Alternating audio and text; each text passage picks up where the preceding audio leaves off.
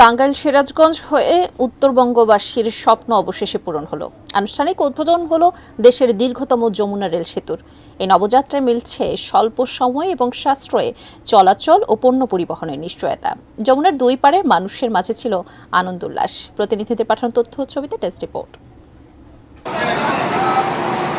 মঙ্গলবার সকাল থেকেই যমুনার পূর্ব পারে টাঙ্গাইলের ইব্রাহিমাবাদ রেল স্টেশনে অপেক্ষায় ফুলে ফুলে সাজানো ট্রেনটি। প্রস্তুত লোকোমাস্টার মনিরুজ্জামান। উদ্বোধন হবে দেশের দীর্ঘতম যমুনা রেল সেতু।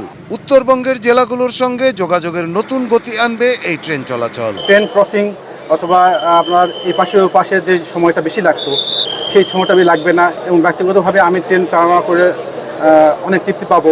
উত্তরের পথে যাত্রায় আর অপেক্ষার ভোগান্তি থাকছে না। প্রশান্তি আর প্রাপ্তির আনন্দ ছিল এপারের টাঙ্গাইলবাসীর মাঝে। টাঙ্গাইলের মানুষ হিসেবে খুবই ভালো লাগছে, খুবই গর্ববোধ করছি। ক্রসিং হতো সময় লাগতো, এখন তো অল্প সময়ের মধ্যে এটা পারাপার হবে আর কি। বড় একটা অর্থনৈতিক অঞ্চল গড়ে উঠবে। পশ্চিম পর্যন্ত আমাদের মালগাড়ি আসতো, যেটা আগের ব্রিজে আসতে পারতো না। এখন সেটা অনায়াসে আমাদের এই পারে আসতে পারবে এবং ঢাকা মুভ করতে পারবে। অতিথি, প্রশাসন ও রেল কর্মকর্তা, গণমাধ্যম কর্মী আর বিশিষ্টজনদের নিয়ে দুপুর 12টা 6 মিনিটে ট্রেন ছোটান চালক। অ্যান্টিব্যাকটেরিয়াল অ্যাডিটিভ যুক্ত সেরা ওয়াটার ট্যাঙ্ক বিশুদ্ধ পানিতে ব্যাকটেরিয়া জন্মাতে দেয় না। 4.8 কিলোমিটার দীর্ঘ সেতুটি দিয়ে ট্রেন যমুনা পাড়ি দিয়ে পশ্চিম প্রান্তের সয়দাবাদ স্টেশনে পৌঁছে যায় দুপুর 12টা 21 মিনিটে। অনেক প্রতীক্ষার সেতুটিকে পাড়ি দিয়ে আসা বিশেষ ট্রেনটিকে দেখতে ছিল মানুষের ভিড়। তারা প্রকাশও করলেন প্রাপ্তির আনন্দ।